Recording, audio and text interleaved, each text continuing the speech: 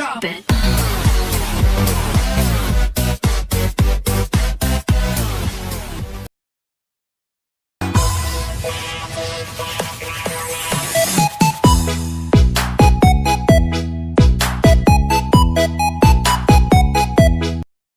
Assalamualaikum warahmatullahi wabarakatuh.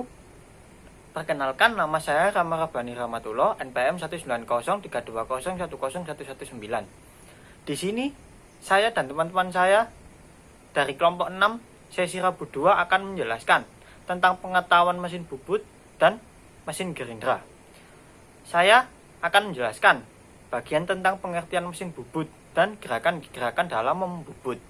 Yang pertama, pengertian mesin bubut. Mesin bubut di sini adalah mesin perkakas dengan gerak utama berputar yang menghasilkan pekerjaan dengan penampang bulat. Prinsip kerja mesin bubut adalah benda kerja yang dibubut dalam keadaan berputar, sedangkan pahat digerakkan mendatar atau melintang menyayat benda-benda kerja. Dan yang kedua, gerakan-gerakan dalam membubut dibagi menjadi 3, yaitu gerakan berputar, memanjang, dan melintang. Yang pertama, berputar, yaitu bentuk gerakan rotasinya dari benda kerja yang digerakkan pada pahat dan dinamakan gerak potong. Yang kedua, gerakan memanjang, yaitu bentuk gerakan apabila arah pemotongnya sejajar dengan sumbu kerja. Dan yang ketiga, gerakan melintang, yaitu bentuk kerja apabila arah pemotong tegak lurus terhadap sumbu kerja. Assalamualaikum warahmatullahi wabarakatuh. Nama saya Ahmad Reza Bayhaqi, NPM 190320101050. Di sini saya akan menjelaskan tentang bagian mesin bubut. Yang pertama adalah kepala tetap, terletak di sebelah kiri mesin guna untuk memutarkan benda kerja. Yang kedua adalah alas. Alas adalah tempat kedudukan dari eretan, penyangga diam, dan kepala lepas. Yang ketiga adalah kotak apron. Kotak apron digunakan untuk mengontrol pergerakan secara otomatis dan manual. Yang keempat adalah tuas on off, guna untuk mematikan dan menyalakan mesin bubut. Yang kelima adalah eretan. Eretan dibagi menjadi 3, yaitu eretan atas, lintang, dan alas. Yang keenam adalah kepala lepas, terletak di bagian kanan mesin dan dipasang di atas bagian mesin. Yang ketujuh adalah rumah pahat untuk menjepit pahat bubut. Yang kedelapan adalah penyangga, alat bantu untuk proses benda kerja panjang. Yang kesembilan adalah cekam untuk menjepit benda kerja. Yang ke-10 adalah tuas untuk mengatur kecepatan. Yang terakhir adalah tuas pengatur ulir untuk mengatur jarak ulir. Untuk selanjutnya saya akan menjelaskan tentang perhitungan RPM dan waktu kerja. Perhitungan RPM dan waktu kerja dibagi menjadi 2, yaitu kecepatan putar mesin dan kecepatan potong. Kecepatan putar mesin dipengaruhi oleh 2 faktor, yaitu kecepatan potong VC bahan dalam proses pembubutan, dan yang kedua adalah diameter bahan dalam pembubutan. Diperoleh rumus N sama dengan VC per 3,14 kali D. Yang kedua adalah kecepatan potong. Gerakan utama dalam proses pembubutan adalah pemutaran benda kerja. Kecepatan sayat sama saja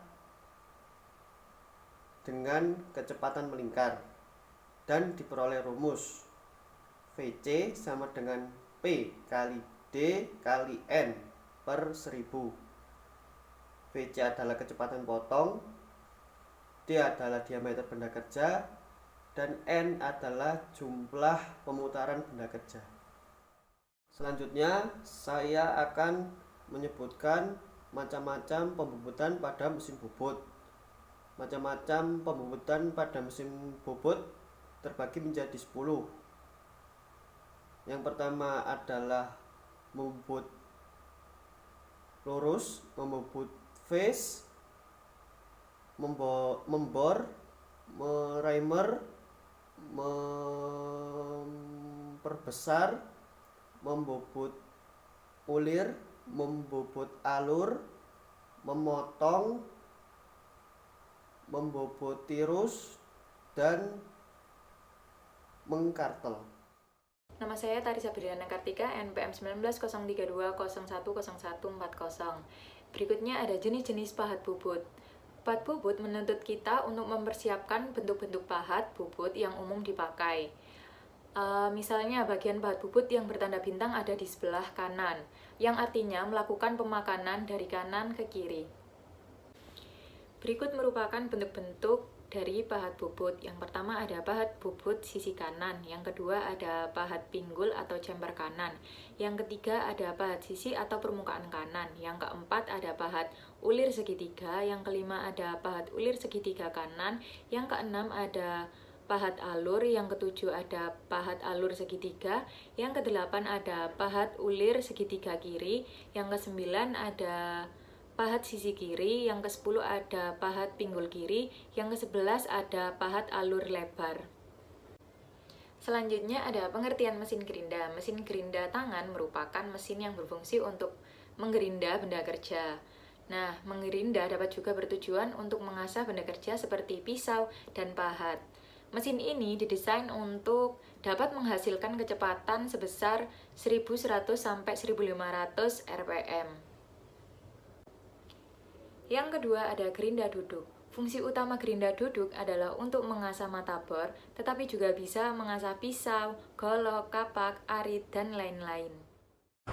Assalamualaikum warahmatullahi wabarakatuh. Nama saya Nuarita Trikartika, NPM 146. Di sini saya akan menjelaskan bagaimana itu batu asa atau batu gerinda.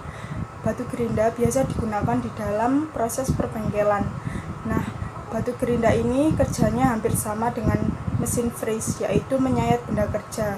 Hanya bedanya hasil batu gerinda lebih halus seperti debu. Selanjutnya ada jenis-jenis butiran asa batu gerinda. Yang pertama adalah aluminium oksid, di mana bahan ini sering digunakan karena dapat digunakan untuk membuat roda atau saat proses pengerindaan. Nah, untuk pemilihan bahan ini karena dapat memproses dengan tegangan tinggi suatu benda kerja. Selanjutnya adalah silikon karbida. Biasanya digunakan untuk proses benda kerja dengan tegangan tarik yang sangat kecil, karena bahan ini merupakan suatu bahan yang memiliki tegangan yang sangat besar.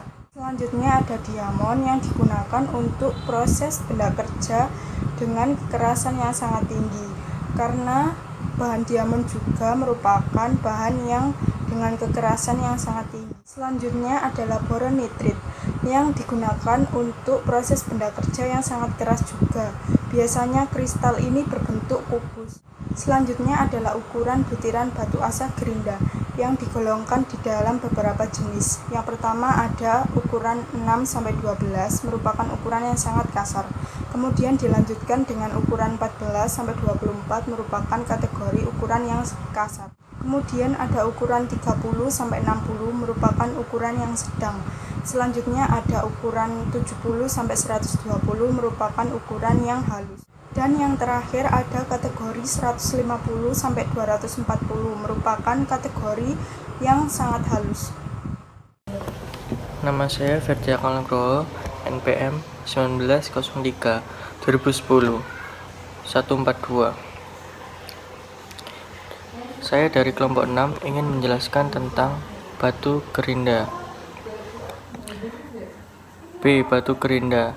Tingkat kekerasan adalah kemampuan perekat untuk mengikat butiran pemotong dalam melakukan pelepasan butiran akibat adanya tekanan potongan. Ada dua macam tingkat kekerasan batu gerinda. Yang pertama, batu gerinda lunak. Batu gerinda jenis ini mempunyai sifat mudah untuk melepaskan butiran di bawah tekanan pemotongan tertentu, yaitu digunakan untuk menggerinda material yang keras. Yang kedua ada batu gerinda keras. Batu gerinda jenis ini mempunyai sifat sulit untuk melepaskan butiran di bawah tekanan pemotongan tertentu yang digunakan untuk menggerinda material yang lunak. C. Macam-macam perekat batu gerinda. Yang pertama, verified bond. Perekat yang bila digunakan untuk membuat batu gerinda memberikan sifat yang tahan air, garam, oli, dan bahan-bahan kimia. Perekat ini adalah perekat yang paling banyak digunakan dalam pembuatan batu gerinda. Yang kedua, ada silicate bond, yaitu digunakan untuk membuat batu gerinda yang kegunaannya mengasah benda kerja yang sensitif terhadap panas, misalnya pisau fris, bor, dan pahat. Yang ketiga, resinoid bond, dipakai untuk pembuatan batu gerinda dengan kecepatan tinggi. Sangat cocok untuk penggerindaan, baja, tuangan, pengasah gergaji, dan lain-lain. Karena perekat ini mempunyai sifat fleksibilitas yang tinggi, maka banyak digunakan untuk pembuatan batu gerinda tipis sampai ketebalan 0,8 mm. Yang keempat ada rubber bond. Perekat karet mempunyai elastisitas tinggi dan diberi kode huruf R. Perekat ini dipakai untuk pembuatan batu gerinda yang digunakan untuk pekerjaan presisi ataupun kasar. Yang kelima ada select bond, diberi kode E, digunakan untuk pekerjaan presisi dan permukaan yang sangat halus. Dari perekat bakelit, ketahanan terhadap panas rendah dan dapat dibuat tipis. Yang D, klasifikasi batu gerinda. Label batu gerinda yang menempel pada batu gerinda berisi pertama jenis bahan asa, kedua ukuran jenis asa, ketiga tingkat kekerasan, keempat susunan butiran asa, kelima jenis bahan perekat,